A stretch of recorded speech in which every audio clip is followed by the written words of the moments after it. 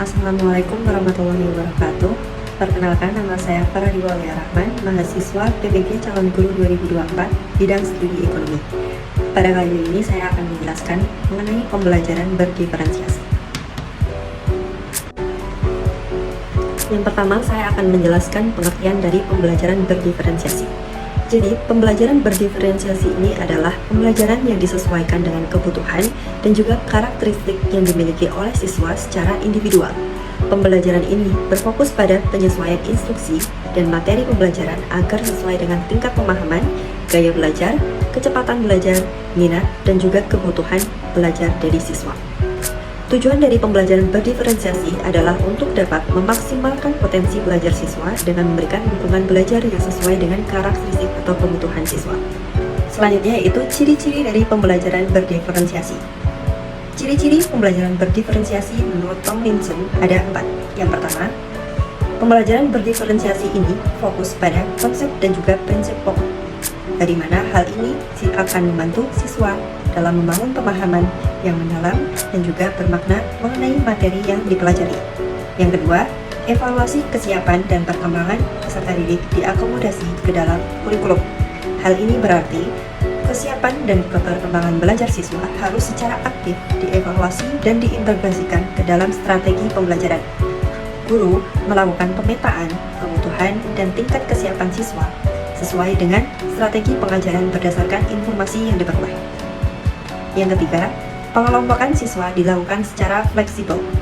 Jadi, pengelompokan siswa itu dalam pembelajaran berdiferensiasi dilakukan secara fleksibel sesuai dengan tujuan pembelajaran atau kebutuhan siswa. Siswa dapat bekerja secara mandiri dalam kelompok kecil atau berdasarkan kelompok yang sudah dibagi berdasarkan kecerdasan, gaya belajar, atau minat. Kelompok belajar ini dapat berubah sesuai dengan kebutuhan pelajaran dan juga perkembangan siswa, bukan kelompok tetap yang bersifat membatasi siswa. Dan yang terakhir, yaitu yang keempat, siswa secara aktif bereksplorasi di bawah bimbingan dan juga arahan guru. Dalam pembelajaran berdiferensiasi ini, siswa didorong untuk aktif dalam proses belajar dengan bereksplorasi dan juga mengeksplorasi materi yang dipelajari secara mandiri atau dengan bantuan guru. Pembelajaran ini berpusat pada siswa, yang artinya siswa memiliki kesempatan untuk mengembangkan pemikiran kritis dan kreatif dengan bimbingan dan arahan guru yang berperan sebagai fasilitator. Selanjutnya, teori-teori yang mendukung dari pembelajaran berdiferensiasi ini. Yang pertama, teori pembelajaran berdiferensiasi oleh Carroll and Tomlinson, di mana Tomlinson ini merupakan pelopor utama dari pembelajaran berdiferensiasi. Beliau menjelaskan bahwa pembelajaran berdiferensiasi ini melibatkan penyesuaian konten, proses, produk, dan juga lingkungan agar pembelajaran ini sesuai dengan kebutuhan belajar siswa karena kebutuhan siswa sendiri berbeda-beda.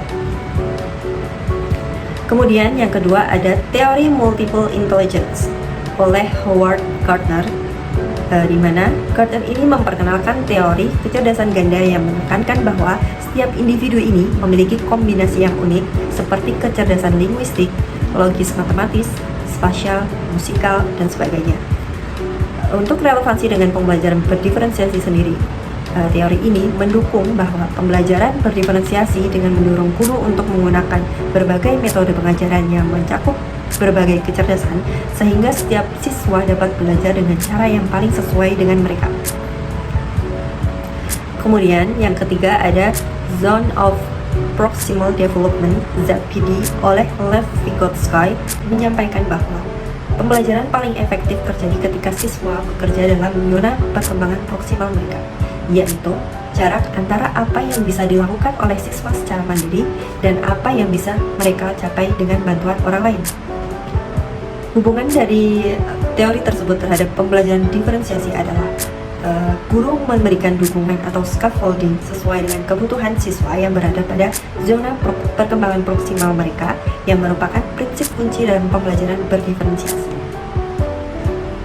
Kemudian yang terakhir, yang keempat adalah Universal Design for Learning atau UDL, di mana konsep utama dari UDL ini adalah kerangka kerja untuk mendesain kurikulum yang fleksibel yang dapat diakses oleh semua siswa dengan menekankan berbagai cara penyajian informasi, ekspresi, dan juga keterlibatan. Hubungan dengan pembelajaran diferensiasi ini, UDL mendukung pembelajaran berdiferensiasi dengan menyediakan pilihan dan juga dukungan yang memungkinkan semua siswa untuk dapat berpartisipasi secara penuh dalam pembelajaran. Selanjutnya, saya akan memberikan contoh penerapan dari pembelajaran diferensiasi ini dalam pembelajaran ekonomi. Sebagai contoh, dalam pembelajaran ekonomi, guru dapat mengelompokkan siswa sesuai dengan gaya belajar siswa. Kemudian, siswa berdiskusi mengenai materi yang sudah dibagikan, membuat hasil produk yang disesuaikan dengan gaya belajar mereka. Misalnya, untuk kelompok siswa yang memiliki gaya belajar visual, ditugaskan untuk membuat poster atau infografis.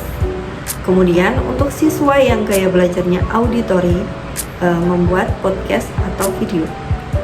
Untuk siswa yang gaya belajarnya kinestetik, diperintahkan atau diinstruksikan untuk membuat video dengan cara bermain peran. Baik, sekian penjelasan mengenai pembelajaran berdiferensiasi dari saya. Sekian, wassalamualaikum warahmatullahi wabarakatuh.